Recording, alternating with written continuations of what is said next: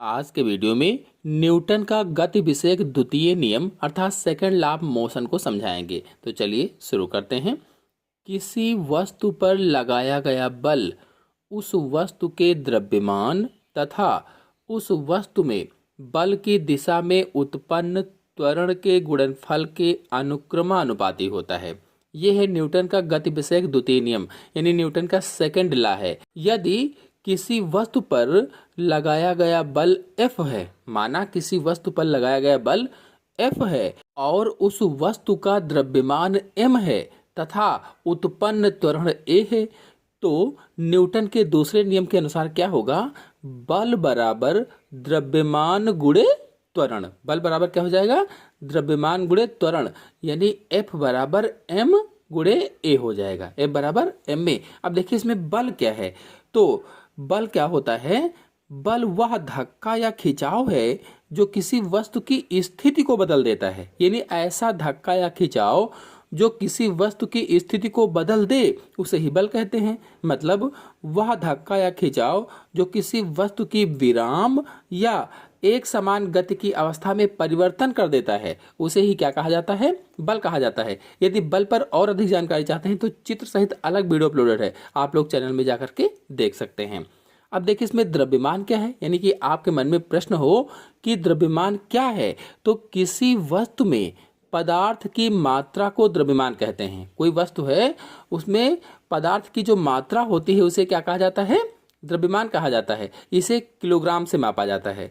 अब यदि त्वरण पूछे क्या है त्वरण, तो किसी वस्तु के वेग में परिवर्तन की दर को त्वरण कहा जाता है।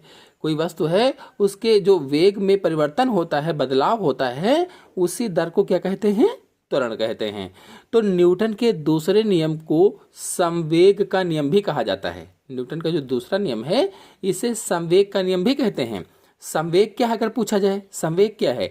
तो किसी वस्तु के द्रव्यमान और वेग के गुणनफल को उस वस्तु का संवेग कहा जाता है।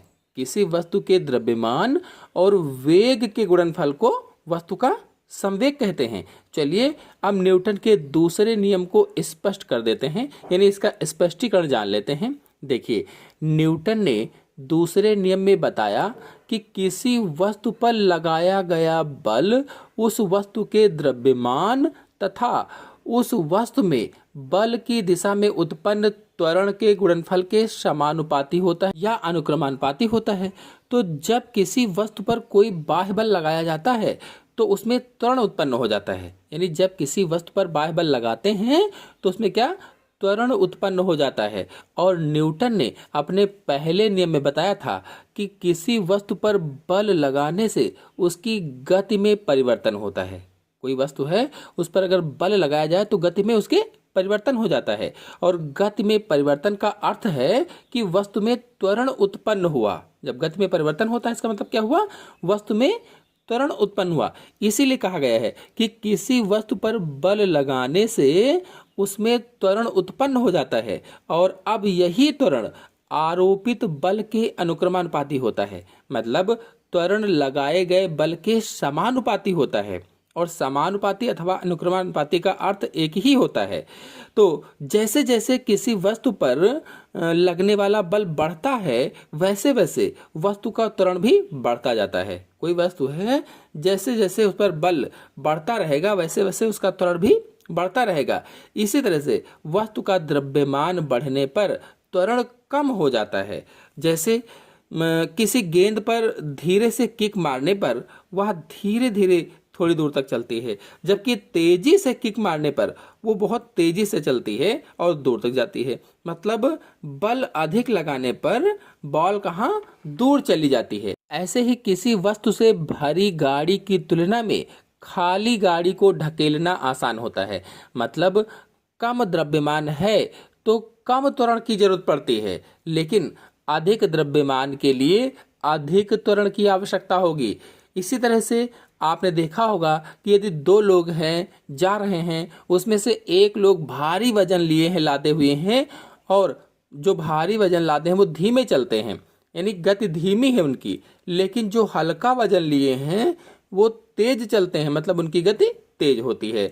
मतलब द्रव्यमान जितना अधिक होगा वस्तु को गति देने में बल उतना अधिक लगाना पड़ेगा। मेन पॉइंट है, द्रव्यमान जितना अधिक होगा वस्तु को गति देने में बल उतना अधिक लगाना पड़ेगा।